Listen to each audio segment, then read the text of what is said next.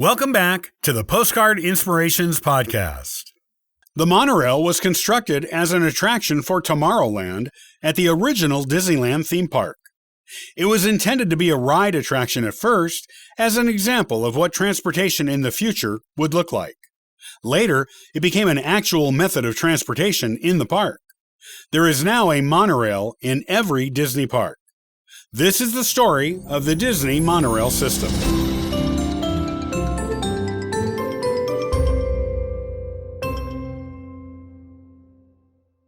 It was Walt Disney himself who was the original person who envisioned the monorail. Walt believed that a monorail was a practical form of public transportation that could be utilized in the future. Yet, the monorail was open to the public at a time when the automobile was at an all-time high in popularity in America. With the exception of the Seattle Central Monorail in Seattle, Washington, the Disney Monorail was the only working monorail in the United States. The monorail was originally supposed to be built at the Standard Carriage Works of East Los Angeles. In late 1958, Walt was pressured for time to get the monorail done, and so moved its manufacture to his studios at Burbank, California. There, Disney designer Bob Gurr led a team that designed the monorail cars and manufactured them just in time for the rededication of Tomorrowland and Disneyland. With this expansion, a second platform was also constructed at the Disneyland Hotel. In 1968, the Mark III green monorail cars joined the monorail fleet at Disneyland, and both of the existing platforms were elongated for the more streamlined and efficient Mark III conversions to the monorail train. There were 2 trips above Disneyland that were available on the monorail. One was a quick tour of the park, along with general admission to the park. There was also a Vista Dome view of the park available as a second version of the monorail experience. The trip featured a layover in Tomorrowland. This trip could be taken on its own, or one could disembark at the hotel station and buy general admission tickets to the park. The monorail opened in June of 1959, at first as a sightseeing attraction in Tomorrowland. The red and blue trains, aka the Mark I trains, were made up of 3 cars each. It became a true method of transportation in 1961 when the Tomorrowland station was made into a longer track to accommodate the unveiling of the new 4-car Mark II trains and the addition of a new yellow train.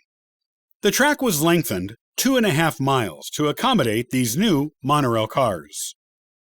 The original Disneyland Hotel was demolished in 1999, and a new station called the Downtown Disney Station was built in the same location as the original hotel station.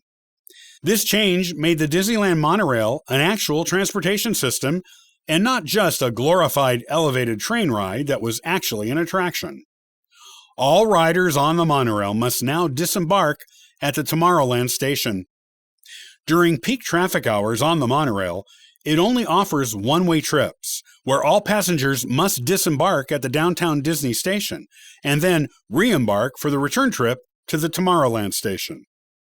Also, admission tickets must be purchased to Disneyland Park to ride the monorail, which was not the case when the monorail was originally opened. At that time, park ticket purchases were optional, and one could ride the monorail for a tour of the Disneyland Park without buying tickets to enter the park. In 2006, the Tomorrowland station was remodeled to accommodate the construction of the Finding Nemo submarine voyage ride. In this remodeling project, the original speed ramps to the monorail were removed, and a new concrete ramp was added at the east end of the station to accommodate the passengers who are exiting the monorail. The monorail at Disneyland now moves in only one direction. All passengers board from the same platform. The monorail leaves the Tomorrowland station, then crosses the Disneyland Railroad, goes along the Harbor Boulevard on the east edge of the park, turns to enter the Disney California Adventure, goes past the Monsters, Inc. ride, and the Sunset Showcase Theater, crosses the gateway to the Disney California Adventure Park, goes through the Disney's Grand Californian Hotel and Spa, then makes a sharp curve to the right to go to the Downtown Disney Station. This station has a vegetative theme that matches the floral motif that is the same motif as located throughout the shopping district. The downtown Disney station has one platform. It allows for a 5-minute loading time for passengers. The monorail leaves the station and goes for a short loop around the downtown Disney district before crossing above the Esplanade that is located between downtown Disney and Disneyland. Then it goes back to Disneyland. Once the monorail is inside the park, it crosses the railroad again and goes on a series of sharp bends and curves around Tomorrowland, which it was originally built as an attraction for. It goes above the submarine lagoon and Autopia, going across the lagoon 4 times.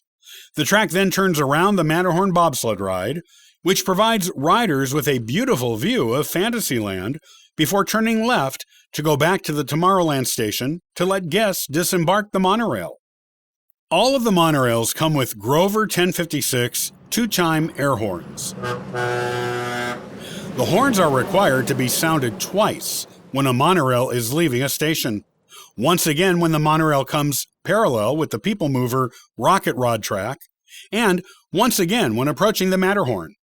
The horns are also sounded whenever a bird lands on the track, and also as a greeting to any Disneyland trains from the Disneyland Railroad that are nearby when the monorail goes by the switch to the Disneyland Railroad Barn.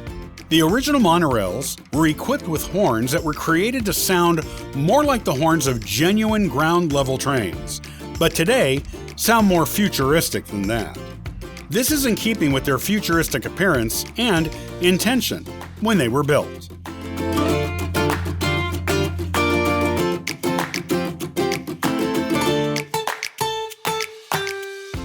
Thanks for listening and subscribing to the Postcard Inspirations podcast. I love collecting postcards as a way to inspire my adventures and to share memories with family and friends. Follow along at postcardinspirations.com and sign up for the weekly Disney postcard giveaway. Hey, I hope you have a wonderful, inspirational day.